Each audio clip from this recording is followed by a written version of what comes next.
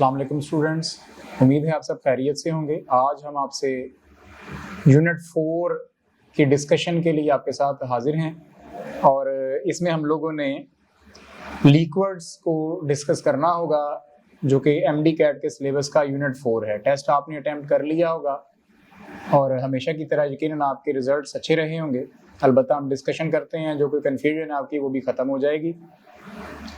पहला क्वेश्चन हमारा था, London dispersion forces are strongest in fluorine, chlorine, bromine और आयोडीन। तो इसमें से आंसर हमारा है आयोडीन, क्योंकि जब हम ग्रुप वाइज ऊपर से नीचे आते हैं तो साइज ऑफ मॉलिक्यूल बढ़ता है, जिसकी वजह से इलेक्ट्रॉनिक क्लाउड में डिस्टॉर्शन पैदा करना आसान हो जाता है और लंदन डिस्पर्शन फोर्सेस स्ट्रॉन्ग हो जाती हैं। Answer was delta option. Question number 2 पे हम आते हैं। Naphthalene is soluble in carbon tetrachloride due two forces. कौन सी फोर्सेस हैं जी? डाइपोल डाइपोल फोर्सेस हो सकती हैं, डाइपोल इंड्यूस्ड हैं, या कि हाइड्रोजन बॉन्डिंग है, या फिर लंदन फोर्सेस हैं। अब यहाँ पर जो नेफ्थलीन है वो एक नॉन पोलर मॉलिक्यूल है और कार्बन टेट्राक्लोराइड भी एक नॉन पोलर मॉलिक्यूल है, तो आंसर इसका होगा डेल्टा ऑप्शन, क्योंकि नॉन पोलर्स के दरमियान सिर्फ लंदन फोर्सेस ही एग्जिस्ट करती हैं। क्वेश्चन नंबर 3 पे चलते हैं। The polarizabilities of elements mostly increase down the group due to. Polarizability group में क्यों इंक्रीज करती है? एटॉमिक नंबर बढ़ने से, नंबर ऑफ शेल्स बढ़ने से, नंबर ऑफ प्रोटॉन्स बढ़ने से, या फिर बिहेवियर सेम रहता है? तो यकीनन नंबर ऑफ शेल्स बढ़ने से ये चेंज हम देख सकते हैं। बीटा ऑप्शन इसका आंसर था। क्वेश्चन नंबर 4 देखेंगे। London forces are more significant in polar molecules में हो सकती हैं, आयनिक कंपाउंड्स में हो सकती हैं, मेटल्स में हो सकती हैं, या कि फिर नॉन पोलर में। अब आपको ये पता है कि जो लंदन फोर्सेस हैं ये दुनिया के हर किस्म के मॉलिक्यूल में होती हैं, वेदर वो पोलर है, वो नॉन पोलर है, वो आयनिक है, वो कोवेलेंट है। लेकिन मोर प्रोमिनेंट कहां पर होती हैं? जहां पर कोई और फोर्स नहीं होती, और वो है non polar molecules, delta option में। Question number 5, which of the following substances will have hydrogen bonding as one of its intermolecular force? Formaldehyde alpha option में दिया गया है, बीटा ऑप्शन में भी आपको एक कंपाउंड लिख के दिया गया है जो कि कंपाउंड ही नहीं बनता, चार्ली ऑप्शन में ईथर है, और डेल्टा ऑप्शन में एक अमाइन है, प्राइमरी अमाइन, जिसमें NH बॉन्ड मौजूद है और यकीनन यही इस काबिल होगा कि यह हाइड्रोजन बॉन्ड में हिस्सा ले। Delta option answer. नंबर 6 पे आते हैं बच्चों। Kerosene oil is a liquid at room temperature due to. किसकी वजह से होता है? वेदर उसमें हाइड्रोजन बॉन्डिंग है, उसकी ऑर्गेनिक नेचर है, डाइपोल डाइपोल फोर्सेस हैं, या इसका मॉलिक्यूलर साइज है? तो आंसर होगा इसका मॉलिक्यूलर साइज, क्योंकि मॉलिक्यूलर साइज बड़ा होगा तो इसमें लंदन फोर्सेस ज्यादा होंगी, जिसकी वजह से ये लिक्विड स्टेट में एग्जिस्ट करेगा। ठीक है, नेक्स्ट क्वेश्चन 7 पे आते हैं। Which one of the following exhibits dipole attractions between molecules? SnCl2, CH4, SCO2 या BCl3? अब इनमें से जो SnCl2 है उसकी सिचुएशन कुछ ऐसी है, बेंट मॉलिक्यूल है। CH4 जो है वो टेट्राहेड्रल है, CO2 इस तरह से लीनियर है, और BCl3 ट्राइएंगुलर प्लेनर है। इनमें से जो CH4, CO2 और BCl3 हैं, इन तीनों के डाइपोल मोमेंट 0 होते हैं, जबकि SnCl2 का डाइपोल मोमेंट 0 नहीं होता, तो इसलिए ये आंसर होगा आपका कि जिसमें डाइपोल डाइपोल अट्रैक्शन एग्जिस्ट कर सकेंगी। क्वेश्चन नंबर 8 पे आते हैं जी, और वो है the intermolecular attractive forces very in the order. किसमें स्ट्रॉन्ग या वीक हैं? तो सबसे स्ट्रॉन्ग होंगी वाटर में, उससे वीक होंगी अल्कोहल में, और सबसे वीक किस में होंगी? ईथर में। तो आंसर इसका होगा चार्ली ऑप्शन। क्वेश्चन नंबर 9 है। The force of attraction in liquids are stronger than gases हैं, यकीनन ठीक है। वीकर देन सॉलिड है, ये भी ठीक है। स्ट्रॉन्गर देन सॉलिड है तो ये नहीं हो सकता, और डेल्टा में लिखा गया है ए एंड बी बोथ, तो ये हमारा आंसर बनेगा, क्योंकि लिक्विड की जो अट्रैक्शन है वो गैसेस से स्ट्रॉन्ग होती हैं और सॉलिड से वीक होती हैं। Question number 10, rather than gases liquid contain, गैसों के मुकाबले में लिक्विड की फिक्स्ड शेप होगी, फिक्स्ड वॉल्यूम होगा, बीटा ऑप्शन तो दुरुस्त है। वीक फोर्सेस होंगी, गलत है। हाई मॉलिक्यूलर मोशन होगी, ये भी गलत है। तो आंसर होगा बीटा ऑप्शन के लिक्विड्स का फिक्स्ड वॉल्यूम होता है। क्वेश्चन नंबर 11 है, vapour pressure of a liquid is not affected by amount of liquid, volume of container, surface area या ऑल ऑफ द अबव। तो वेपर प्रेशर को इनमें से कोई भी शय अफेक्ट नहीं करती, तो आंसर आ जाएगा इसका बच्चों डेल्टा ऑप्शन, यानी कि ऑल ऑफ द अबव। ठीक हो गया। क्वेश्चन नंबर 12 है, if heat is to be supplied continuously the boiling point of any liquid remains constant as, heat supply की जाए तो बॉइलिंग पॉइंट कांस्टेंट रहता है, क्योंकि इस पे क्या हो रहा होता है, extra heat is spread in the air, ऐसा तो नहीं है। High energy molecule continuously leave the surface of liquid, जी ये बात तो दुरुस्त है कि हाई एनर्जी के मॉलिक्यूल वहां से लीव करते चले जाते हैं।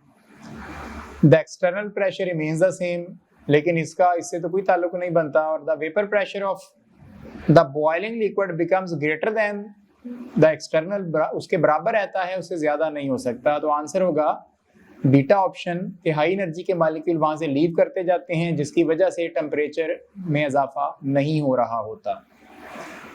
क्वेश्चन नंबर 13 है, the vapour pressure of liquid is measured when liquid and the vapours are in equilibrium, it means that liquid and vapours have same kinetic energy, ऐसा नहीं है।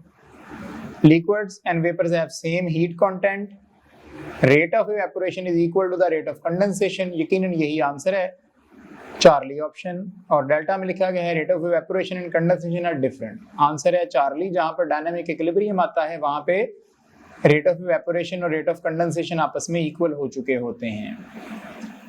Question number 14, when a liquid evaporates temperature of the liquid increases, temperature of the liquid decreases, beta तो दुरुस्त है। Liquid molecules become more energetics, ऐसा नहीं है। Both A and सी, तो आंसर होगा इसका बीटा ऑप्शन कि टेम्परेचर डिक्रीज करता चला जाता है। क्वेश्चन नंबर 15 आ जाएगा, during which process the particles come so close to each other that the empty spaces between them are minimum. हाँ जी, इवेपोरेशन में लिक्विड गैस में बदल रहा है, सब्लिमेशन में सॉलिड गैस में बदल रहा है, कंडेंसेशन में गैस या वेपर्स वापस लिक्विड में बदल रहे हैं, और यही पॉसिबली आंसर होगा। फ्यूजन में तो जस्ट पिघलना होता है, तो आंसर चार्ली होगा, जिसमें मॉलिक्यूल करीब आ रहे हैं बड़े फासले से। Question number 16, moving from 4 degree centigrade to 0 degree centigrade, density of water की क्या करती है, डिक्रीज कर जाती है, क्योंकि आपको पता है कि डेंसिटी बराबर होती है मैस ओवर वॉल्यूम के, तो वॉल्यूम बराबर आता है मैस ओवर डेंसिटी के, इनवर्स रिलेशन है। तो जब हम 4 से 0 तक आते हैं, मॉलिक्यूल्स की अलाइनमेंट ठीक होती है, फासले उनके बढ़ते हैं, वॉल्यूम बढ़ता है, तो उसके मुकाबले में डेंसिटी क्या होती है, वो कम हो जाती है। तो इसलिए आंसर इसका बनेगा बीटा ऑप्शन। क्वेश्चन नंबर 17 आ जाएंगे, Which gas is most soluble in water? H2S, ammonia, SO2, CO2। अब इनमें से अमोनिया मुझे फौरन आंसर को क्लिक करना चाहिए, क्योंकि ये हाईली पोलर है और इसमें हाइड्रोजन बॉन्डिंग है, जबकि बाकियों में से SO2 और H2S पोलर तो हैं, लेकिन उस हद तक पोलर नहीं है जितनी अमोनिया है, तो इसलिए अमोनिया की सॉल्युबिलिटी ज्यादा होगी।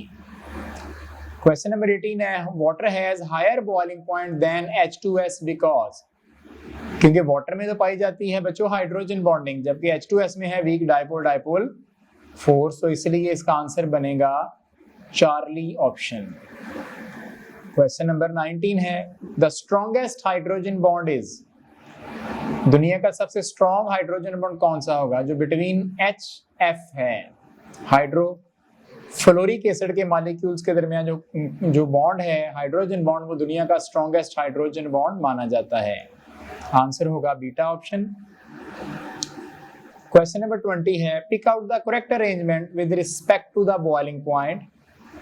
अब वाटर का बॉइलिंग पॉइंट तो सबसे हाई होगा हाइड्रोजन बॉन्डिंग की वजह से, उसको छोड़ दें तो ग्रुप में आते हुए बॉइलिंग पॉइंट में इजाफा होता है। इट मींस कि H2TE का बॉइलिंग पॉइंट हाई होगा H2SE से, और H2S का बॉइलिंग पॉइंट हाई होगा H2S से। तो आंसर बीटा ऑप्शन होगा। Question number 21, the low acidic strength of HF molecule as compare to HCl is due to. Hydrogen bonding की वजह से ये बिहेवियर नजर आता है कि HF में लो एसिडिक स्ट्रेंथ पाई जाती है। क्वेश्चन नंबर 22 पे आ जाएंगे। Which of the following arrangement represents the correct order of increasing interactions? हाँ जी, हाइड्रोजन बॉन्डिंग है, लंदन फोर्सेस में डाइपोल डाइपोल है, तो सबसे इंक्रीजिंग ऑर्डर में डेल्टा बनेगा कि सबसे वीक डाइपोल है, नहीं सॉरी, हाँ जी, delta dipole dipole, then London forces और देन क्या आ जाएगा हाइड्रोजन बॉन्डिंग। लेकिन उसने पूछा इंक्रीजिंग ऑर्डर, तो इसका आंसर आपका चार्ली बनेगा, क्योंकि लंदन फोर्सेस सबसे वीक मानी जाती हैं, फिर डाइपोल डाइपोल फोर्सेस आती हैं और फिर इसमें से सबसे स्ट्रॉन्ग हाइड्रोजन बॉन्डिंग आती है। तो चार्ली को क्लिक करेंगे, नॉट डेल्टा। क्वेश्चन नंबर 23 है which statement about evaporation is correct? It causes cooling, ये बात दुरुस्त है। इनकरेक्ट बतानी है, इट इज एन एक्सोथर्मिक, गलत है क्योंकि एंडोथर्मिक प्रोसेस है।